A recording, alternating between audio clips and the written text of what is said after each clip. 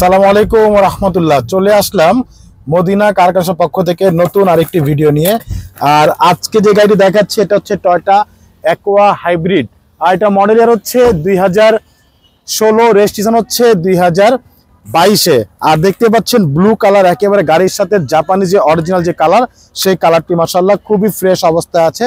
একেবারে অবিশ্বাস্য ফ্রেশ বলবো না, একটা রিকন্ডিশন গাড়িতে যেই ফিলটা পাচ্ছেন ঠিক একই ফিল কিন্তু আপনি পাবেন এই আমাদের টয়োটা অ্যাকোয়া হাইব্রিডের। তার কারণ হচ্ছে গাড়ির বয়স হচ্ছে একেবারেই অল্প, গাড়ি চলেছে একেবারে অল্প, ফার্স্ট পার্টি ইউজারের গাড়ি। মাশাআল্লাহ অসাধারণ একটি গাড়ি Toyota aqua hybrid, 16 model, registration হচ্ছে 2022-এ।